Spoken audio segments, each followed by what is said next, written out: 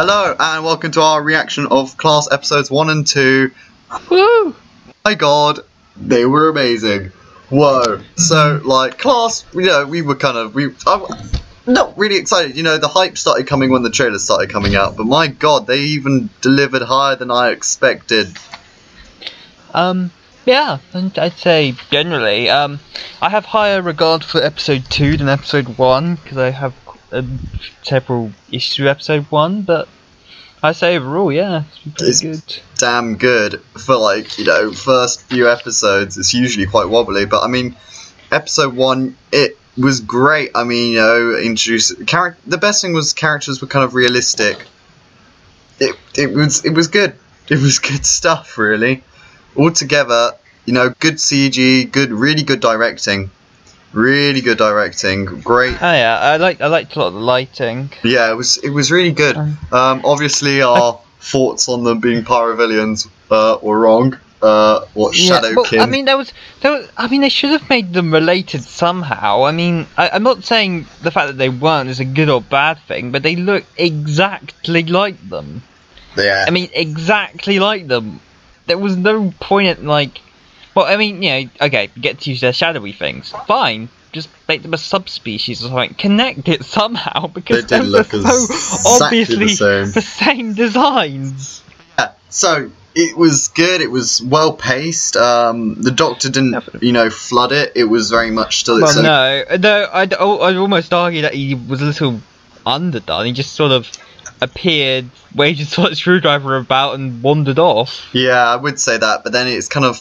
I know it wasn't really supposed to save the day, but I'd just like to say... No, he wasn't necessarily meant to save the day, but he could have been more of have some sort of presence throughout the episode, because we see him land and save the two, and then he just disappears. I think he should have been somewhere, during the rest of the episode. I think maybe crops up, maybe pretends to be a caretaker again or something, and just...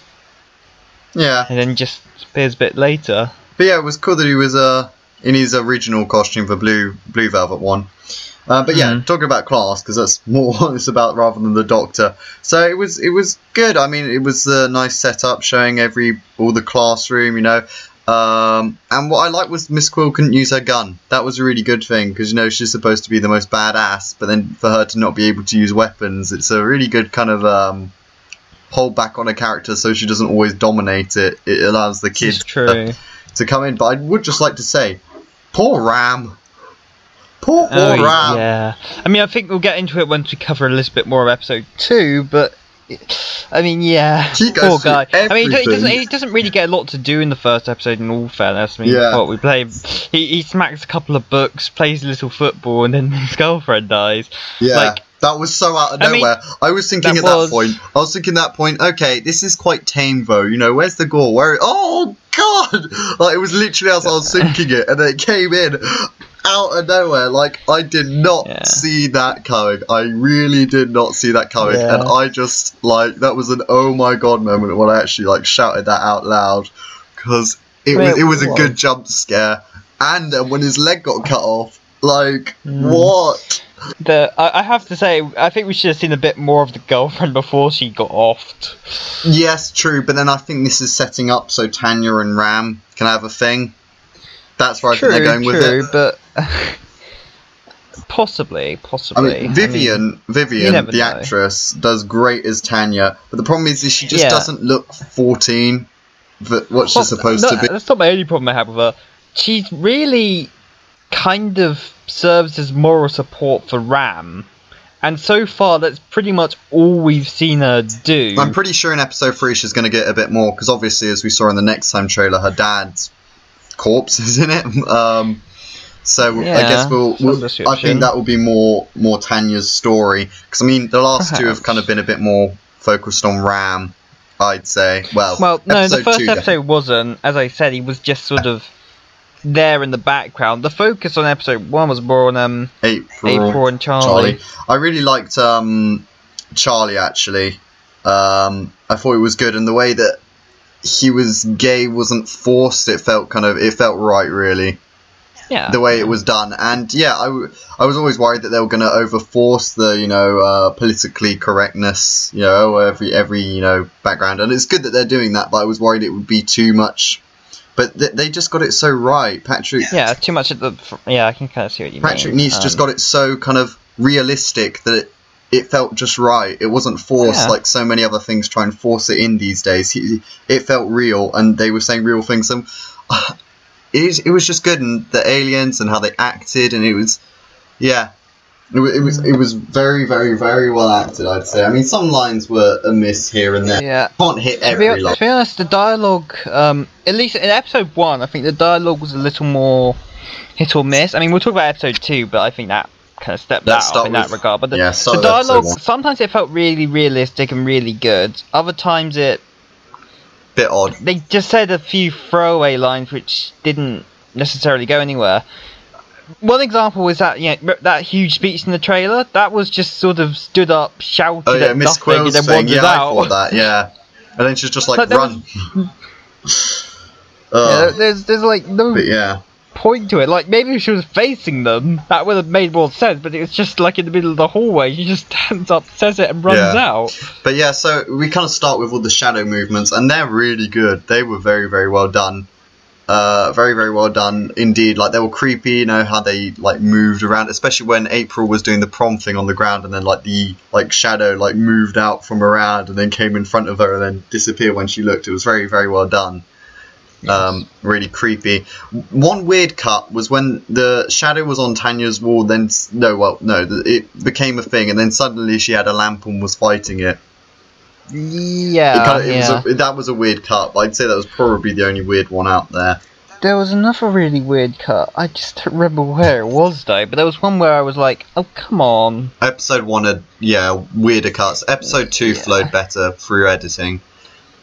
Yeah. But yeah, I liked... I think we can talk about that a lot more. To be honest, I wasn't, in episode 1 especially, they made this real focus on some of the more pop music, and there was a lot of the background music at least early on, and that kind of bugged me. I mean, it's fine to have the odd one, and it makes sense considering the audience they're appealing to, but they overdid it, and sometimes actually we'll get to this episode 2, but when they're about to face the monster, dubstep. I kind of liked it. No, it didn't fit, especially with what was happening. Ram was having a personal dilemma, and he's finally faced up to it, decided to fight this threat, and dubstep. I don't know. It was more techno than dubstep, but yeah, I see what you mean. No, the voice, that was much more dubstep. Oh right, yeah. But I mean, I still, it was still really good overall. I mean, 2 weird edits and sometimes not correctly placed music. I mean, the Doctor's theme when he arrived was really good. The when his TARDIS arrived to save it was the 10th Doctor theme. Yeah, I know. It was very. I was like, yes, because that's probably my favourite one. Really. Yeah, and there was a nice remix. And actually, they had Peter Capaldi's theme later, but kind of a rock remix of it. Yeah, it was good stuff. Which I like. I always kind of associate Peter Capaldi with more rock, and I wish they kind of did that more in the main Doctor. I wish they did it in the title sequence. They used the. Well, no, just in general in the episodes. If they made it a bit more of a rock feel. Because, from Christopher Eccleston onwards, it's been an orchestral feel, which is fine, and I like that. Let's just get some difference, yeah. I think what makes this feel so much fresher, though, the music in the background, is because it's by not Murray Gold. No offence, Murray Gold, you've done great, but kind of sometimes new. Yeah, it's been there a long time. Yeah, 10 years, 11 now.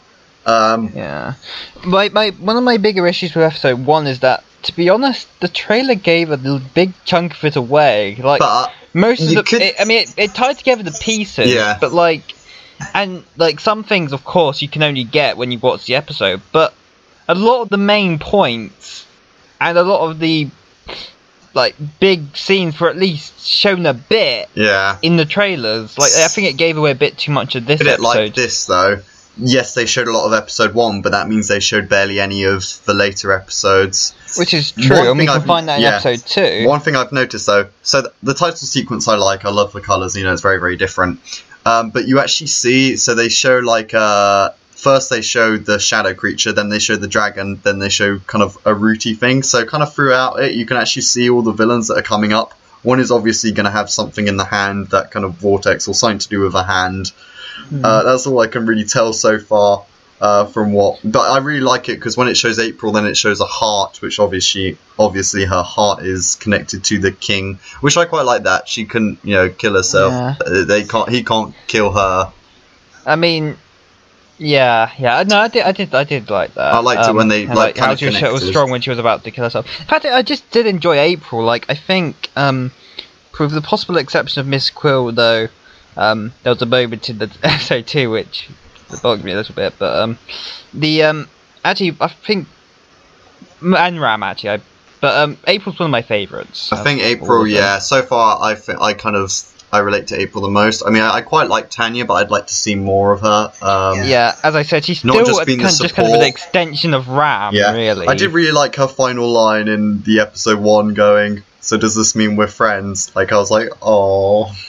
Because you could tell how much she's kind of longing for friends, and I love that old woman in the shop, but right at the beginning of episode 1.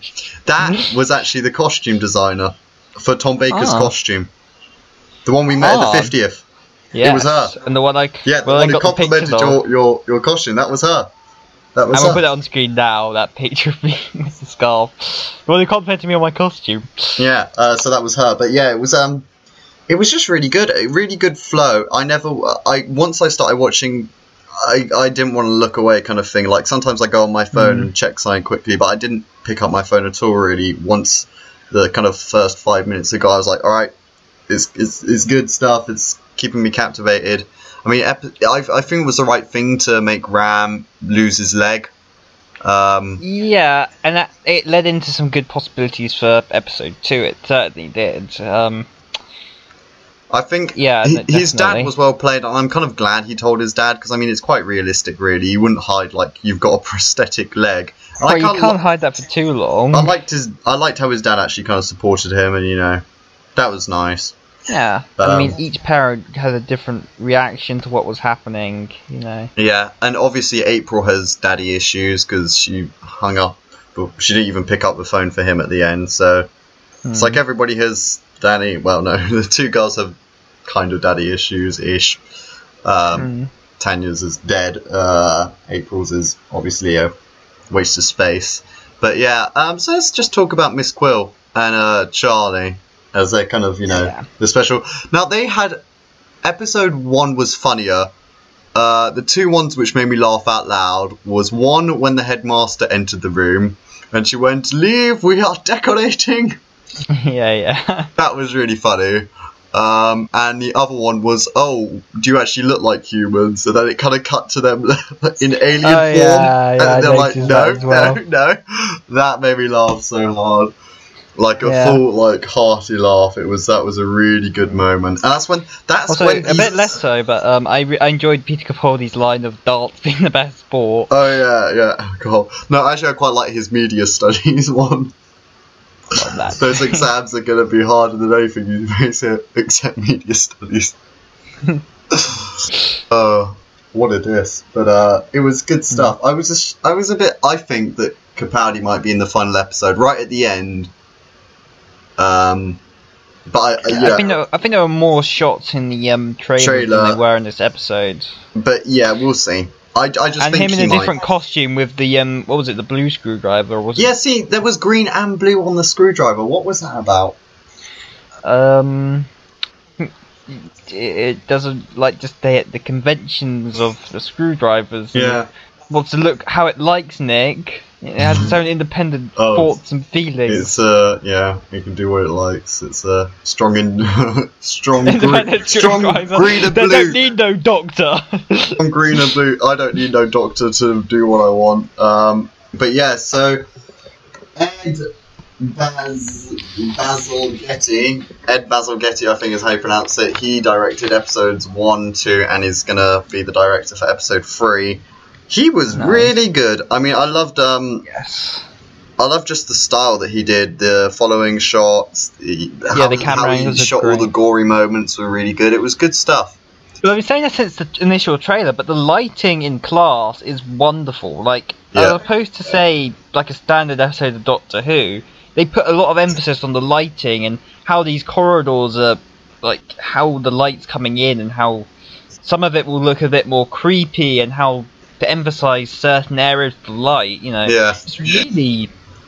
The fact they put a lot of effort on it, I really do appreciate that. I mean, it makes a lot of sense for episode 1 with the whole shadow thing, but like they continued it very much in episode 2, which I was very happy with. Like the emphasis on the lights, which you won't usually think about, but very well done here. Yeah, I think for Tonight We Might Die is a very, very strong first episode. I mean, it's never going to be perfect, but it was. I think it's pretty strong. It was pretty damn strong. Yeah, I definitely.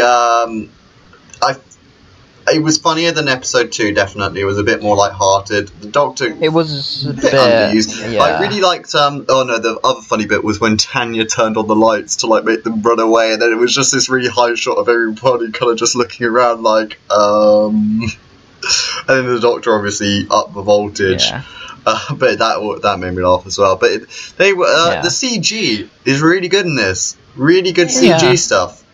Very, very good stuff. It is quite a big. Oh yeah, it is. No, it looks very nice. It's actually quite a bit step up from like a lot of the stuff which you use on Doctor Who, to be honest. Yeah, definitely. To some extent. Yeah, I mean, yeah.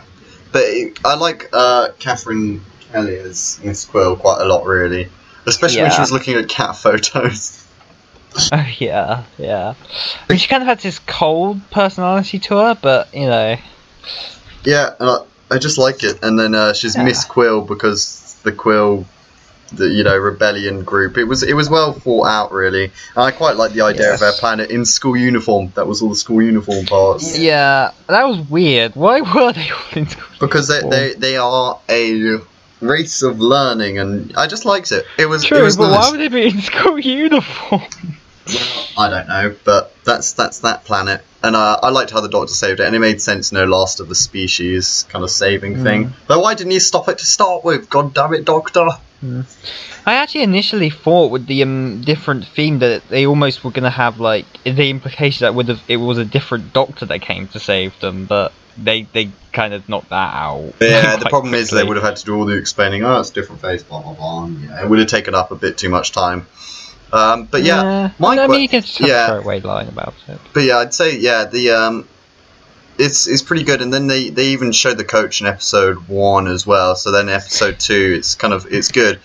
I'm surprised they killed the headmaster off so quickly.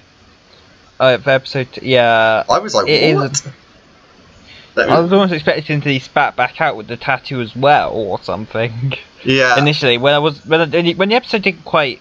But I haven't quite got everything in the episode yet, Yeah.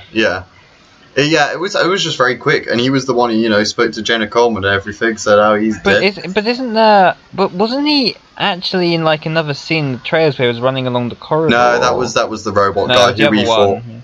The robot. Yeah. Now, there's a back bad guy, the governor or whatever, but not the Walking Dead one. Pretty. That was so weird. That was a weird moment, and like possibly one of the What I liked was when Catherine Kelly pushed the inspector forward. That was really good because it shows that Miss Quill is not a hero. She would push someone else under the train to. Yeah, well, of course she wasn't a hero. She was on a. Yeah. Yeah. And then she killed the poor kid at the start. Made him use the gun, which shot him in the head as well. Yeah, actually, that was one thing about episode 1. Why didn't she just... I mean, there was no point in her not explaining clearly to the Brit what was happening. I mean, she said she killed him, but... Yeah. Never did she explain that was also to kill the shadow creature. Yeah, but anyway, let's move on to episode 2. So then we got... Yes. This is a great episode. Episode 2. I mean, I liked episode 1 to a certain extent. Like, I think it's pretty good. But it had enough flaws to where I could say, it's not. It's no. Yeah, I don't know what's a good comparison, but it's not amazing to me. Episode 2, wow, that like a massive improvement for me. Like, okay, first off, it focuses pretty much mostly on Ram. Like the other characters are there. It gives and Ram Tanya, the limelight. And But Tanya yeah, a bit. it's Ram's story. Yeah, like, definitely. yeah, his struggles with changing with the prosthetic leg, and how he's being pushed in his life, and how he's coping with the death of the last episode. Which is one thing I appreciate about this over, say, an average Doctor Who episode, is that you get to see the continued... Yeah, the after effects.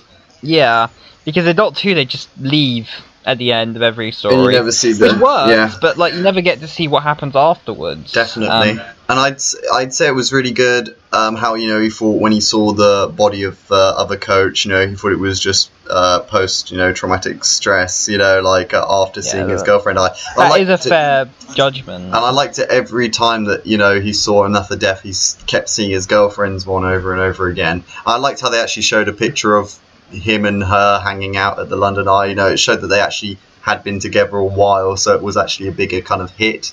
It made it kind of matter more. I would like to have seen more of that in the first episode, as I said, but seeing them expanding it here was nice. Yeah, definitely. Making it a bit bigger and just showing the general after effects. And of course the world thinks she's just gone missing, so everybody's there oh, don't worry, she might still be alive and all that, everyone else, and it's just... Yeah, it was really well done, and then how he's crying in the car with his dad, it was really well done, how he, rubbish at football, it's something that he was good at. But because the leg, the leg in particular, but, and actually, the fact that they made the coach pretty much the villain here was, well, not entirely an intentional villain, but the fact, it was smart, I think. We've all kind of probably experienced at some point an overexertive coach. Yeah. Who just wants to make you do better than what you're pretty much able to accomplish and not necessarily understanding.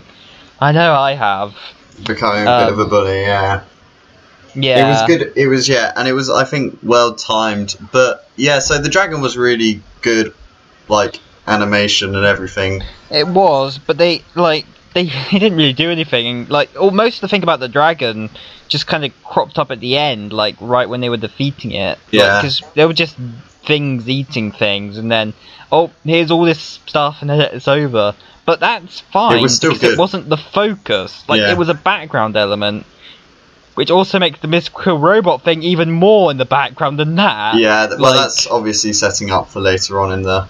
Yeah, it's true, but I think they could have done that a little better. We'll see. But yeah, I generally overall, really good performances. I'm surprised that Charlie's boyfriend didn't show up. Because he was kind of the group. He was with, the doctor and everything, and then for him not to be part of the group is a bit strange. True. But, that's just a small thing. He'll probably appear later on, hey ho. But overall, and you said there's a few smaller humour moments here. There's nothing like episode 1, but I really liked when the Ram and the what was it, the lunch lady, wasn't it? Oh, something. The cleaner. Both saw the cleaner, and they both saw the beast, and then the cigarette dropped out of their mouth spontaneously. No, that was a moment. And she got killed horribly. Oh, that was a good moment. No, I knew she was going to die as soon as I saw her. As soon as I was like, oh well, you're a dead character. I thought that was a distinct possibility.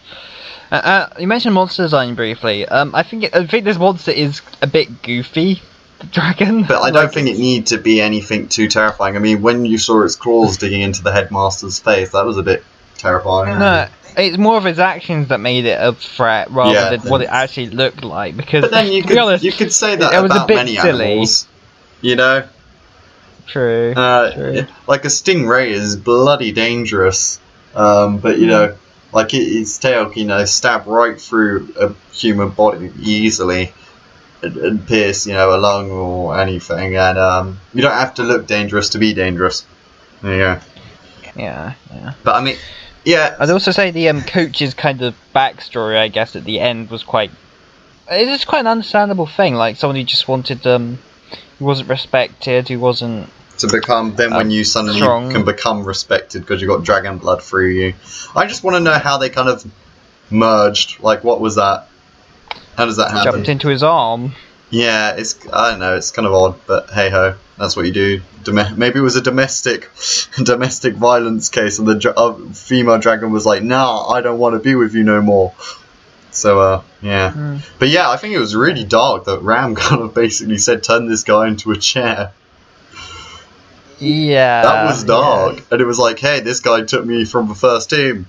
Yeah, make him into a chair or kill me." And I liked how April wasn't okay with it, really. Yeah, with the killing, even if it was a bad guy. Yeah. I mean, and that's understandable, but yeah, that is understandable. Again, I like Ram like at the end, kind of, well, not really giving up, but saying like, look, you can kill me if you want. I mean, that's understandable after all the things he's been through. But it seemed like 3 people dead now. Yeah, he's just. And he had his leg chopped off, you know. Oh god, that must have been so horrible. But the ending with like him starting to, like, trying to play football. Well, I can see people saying, oh, but that's just like a too long scene and all that, and like padding. And really though, because it's not showing him getting stronger. Yeah, no, it's showing him trying to work past like his current predicaments and trying to. And then hitting the mark, you know, is actually getting stronger. Yeah, and then now he's got his dad's support. Yeah, with his dad, yeah. You know, telling his dad, it really helps out. Yeah, but I hope April gets a bit more of a story. But I mean, I think she probably will in the amount of episodes we've got. Yeah, I think there's a. I'd like to. Thing is, nobody spoke about what happened at the prom afterwards. You know, all these shadow things walked in. And like, I also find that the fact that there's so many missing people and the police haven't like got an investigation the school is kind of weird. Hopefully, maybe in a later episode there will be. I mean, I'm excited to see these root creatures and what they do. It's good stuff. Classes have had a very strong start, and I love the closing theme actually. Yeah, I think the closing theme is better than the opening theme. Yes and no, but yeah, I just Class gets a thumbs up. I kind of skipped after episode 1. I kind of skipped the intro. I never didn't skip the credits. But I liked it. I liked it a lot. And yeah, if it carries on this way, more of Class, please. 2nd season, good stuff. I'm excited to see if enough people have watched it. I mean, to be fair, like as of now, like I'm not sure. On Twitter, there's a large reaction, and reviews are mainly positive. I think very positive. I mean, yeah, I'm digging it, and I'm looking forward to next week's. Really, it's good stuff. Acting overall is good. You know, different backgrounds. Being an alien, trying to fit in, that's good. You know, so on. No, it doesn't seem like. Actually, I'd say about in terms of fitting in, like, yeah, he has his moments of weirdness, but like, he fits in better than like most. Yeah. Like depictions of aliens coming to human worlds are usually like the complete like outcasts, whereas probably he's doing all right. Really. Came from Sheffield. Yeah. But yeah, it's good. And no, actually, that's one little note in episode 1 which I noticed I didn't mention.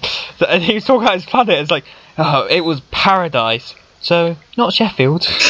It was good. I really liked how they like showed it and so on. The death of his mother, that must have been horrible to watch. Damn.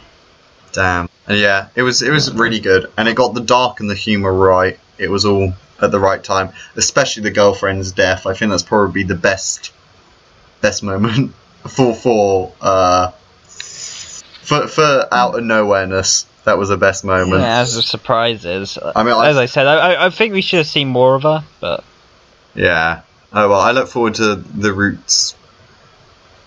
The plug hole. What do they call it? The plug hole in space or something.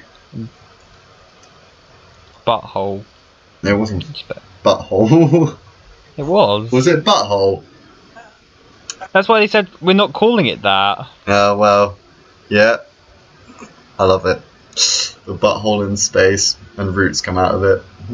But yeah, it looks promising, and it looks like it could be a good series. So well done, you know, Patrick Ness. And the best thing actually, having one writer write it all means that he knows what he's doing and he knows what's going to happen in each episode. Yeah, and there's continued continuity. I do like that. And this show does definitely does enough to distinguish itself from like other Doctor Who spin-offs. Yeah, definitely. So it's not Sarah Jane Adventures, but it has kind of some elements of it. It's not Torchwood, but it has some elements of it.